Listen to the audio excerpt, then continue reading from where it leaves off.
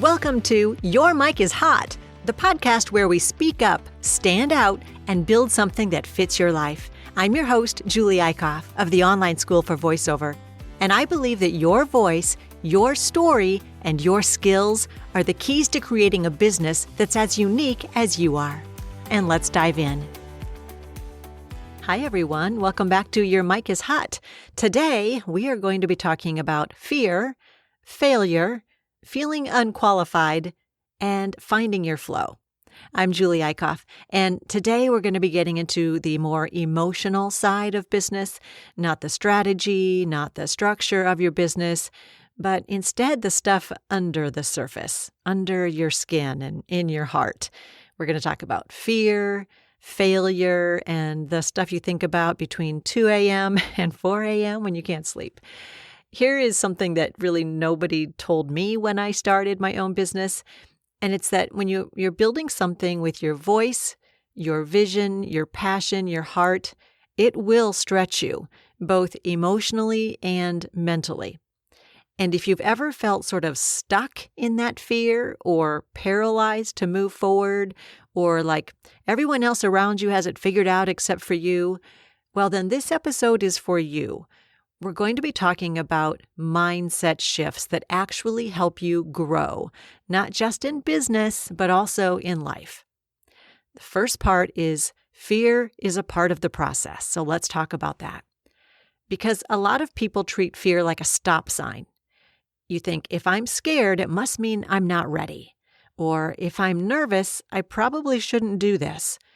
But fear doesn't mean stop. It means pay attention.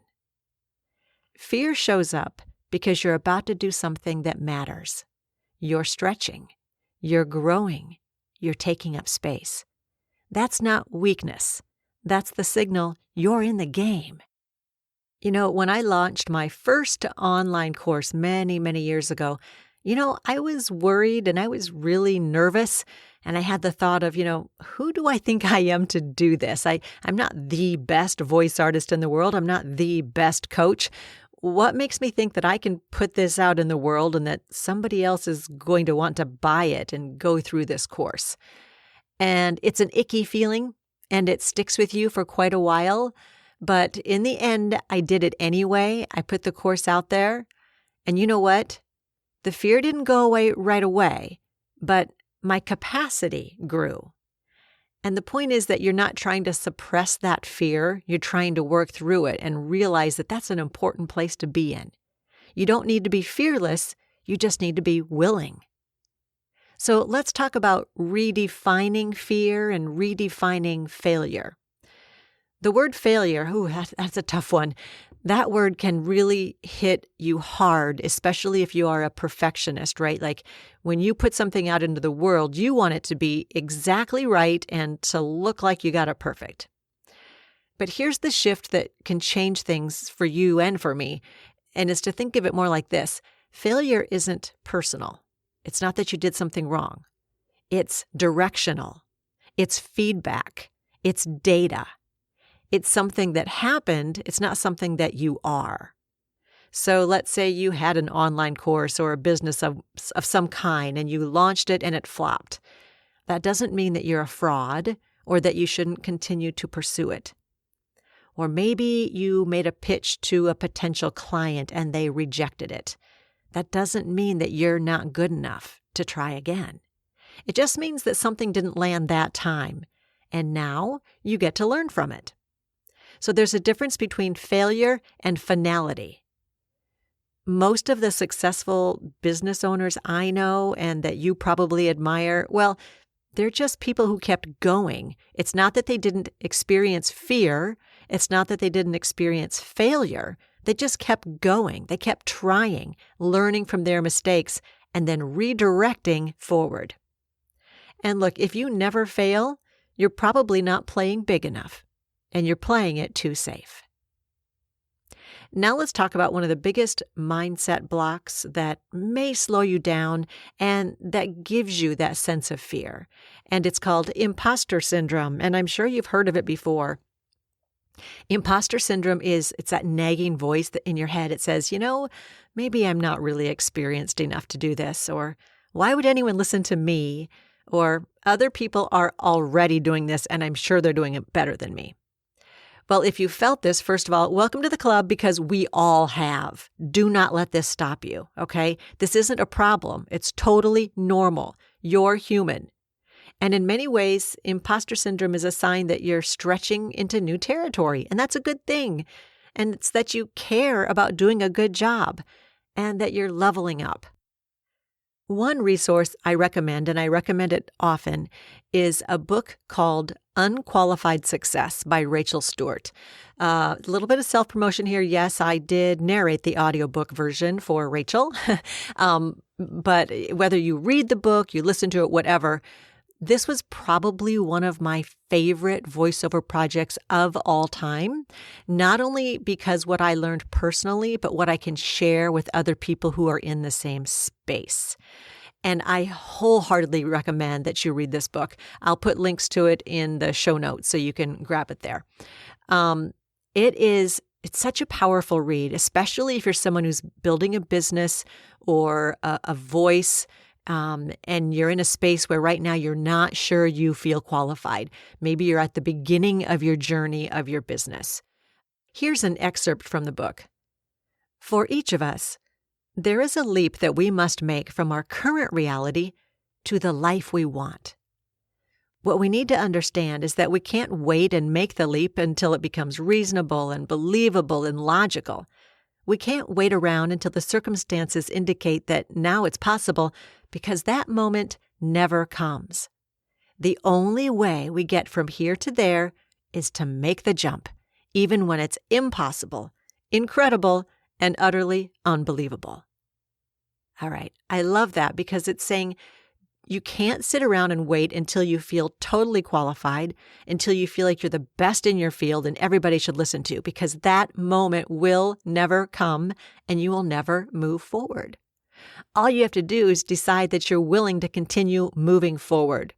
And if you need to along the way, turn a corner, redirect. If something doesn't work out exactly like you wanted, that's feedback. That's data. It doesn't mean stop. It means move forward in a slightly different direction. The author in Unqualified Success, Rachel Stewart, talks about her own journey of taking on roles that she didn't feel ready for and how unqualified does not mean incapable. It just means in process. And that hit me hard. So when that imposter voice shows up for you, instead of shutting down, say, "Thanks for the warning. I must be onto something really important here," and get ready to move forward.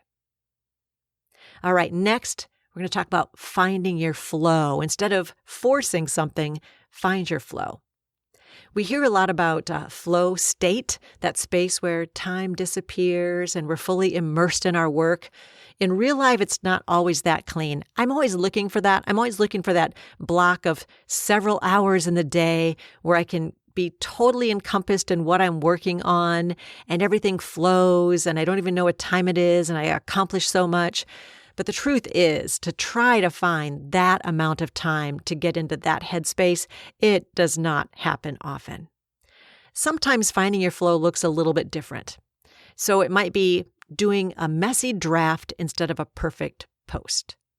So getting something down on paper, moving forward. It might not be perfect, but you're doing it. Or following a creative spark, even if it's a little bit off-brand. So you have an idea in your head what your business is supposed to be and what it is and where it's going. But if you get some idea that's a little bit off, maybe it's okay to follow that. See where it takes you. Or it could be even taking a break when your brain is fried. So flow isn't always about being super duper productive. It's about working in alignment with your own energy. For me, morning times are, morning is get up, get ready for the day, try to start eating healthy, exercise, tidy up the house. For me, mornings are about getting my life kind of in order so that I'm able to create space for my brain later. So my writing, my strategic work, my planning, my recording, it's usually done more in the afternoons. Once I have sort of my to-do list around the house done, then I can get in my office and focus and get into my flow. That's how my energy works. For some people, the morning is the sharpest time for them. That's when their brain is sharp and they're ready to be creative and get things on paper and strategize and move ahead. It doesn't matter which way it is. What matters is that you are able to identify what works for you. What is your flow? You don't have to force yourself into someone else's rhythm or do it anybody else's way. Finding your flow means listening to your patterns and building around them. One of the most vulnerable parts of being an entrepreneur is this. Your business is very personal. You are building your own business in your own way about your own topic. It's very personal. You're not selling someone else's script. You're not reading a teleprompter. Well, maybe you are if your script is on a teleprompter. But what you're selling is you, your story, your voice, and your ideas. And that means the highs are high, but the lows can also feel really personal too. And I want to remind you, you are allowed to build something real. It can be imperfect and still be uniquely yours. You don't have to be polished. You don't have to be perfect. You don't have to have a niche locked in on day one. You have to show up and work consistently. Be vulnerable and be imperfect, but always be moving forward. Because when people are being real, when they're genuine, that's what builds trust. That's what builds connection. That's what builds momentum. And that's what builds your business. All right, let's talk about some practical mindset shifts you can do to help carry your business into the week. Number one mindset shift is this. Go from, I have to be the best, to, I have to be of service. Okay? It's not that you have to be the best. You have to be of service. So focus on helping real people, not impressing people. Help, don't impress. Number two, mindset shift. Go from, I need to figure it all out, to, I'm allowed to learn as I go.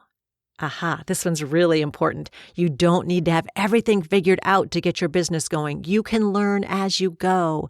Let your business evolve with you. Number three, mindset shift. Go from, this has to work perfectly, to, this is an experiment. So take the pressure off yourself. You're gathering data. This is not a final exam. Whatever you do, do it the best you can. It doesn't have to be perfect. And if you find mistakes along the way, if something doesn't fly like you want it to, again, you're gathering data. All you do now, make a shift and make a turn. Number four, mindset shift from I'm behind, as you are comparing yourself to everyone else you see, to I'm building at my own pace. Nobody is ahead of you in your own race. Stop comparing yourself to others, especially those you see on social media. If you are building a business, this is your business, and your pace is the perfect pace. So try on a few of those this week, or write them on a sticky note, or put them near your microphone or near your laptop or your journal. I think it'll make a difference for you. Okay, this week's micro challenge is simple but powerful. And it is simply, name the fear. What's the story playing in your head right now that's holding you back? I'm going to say that again. Your micro challenge is to name your fear. What is the story in your head that is holding you back right now? Is it, no one is going to care what I have to say? Is it, I don't know enough about whatever I'm going to be doing in my business? Are you worried about what if people see me and I fail? It could be a million other things. Spend some time sitting with this. What is your number one fear right now in your business? Write it down, say it out loud, and then ask, is this fear true? Or is this fear just familiar? Do I let this just nag at me on and on? Or is this true? I want you to be able to move past it. You don't need to conquer all your fears overnight, but simply bring them into the light, and that's where the power shifts. Look at the fear as an opportunity in disguise. All right, a few final thoughts. You are not behind, you're not too late, and you're not unqualified. You're building something. You're being brave. You're using your voice, your values, and your vision. Fear will show up. Totally normal. So will failure. No doubt. All you're doing is gathering data so you can redirect. But you know what else is going to be showing up? Clarity, confidence, flow, impact, and growth. All I ask of you is to keep showing up, keep speaking, keep building, keep moving forward. Because, as you know, your mic is hot and the world is waiting to listen to you. And just in case, if you have interest in becoming a voice artist, please check out my free mini course, Intro to Voiceovers. You'll find a link to it in the show notes. It's a Q&A session that should help answer all those questions you have going on in your head, wondering how you could make it happen. So find the show notes, check out the link for the free mini course, Intro to Voiceover. Thanks for tuning in to Your Mic is Hot. If today's episode got you thinking, dreaming, or planning, share it with a friend, and don't forget to hit the subscribe button. Remember, your mic is hot. The world's waiting. Speak up, stand out, and build something that fits your life.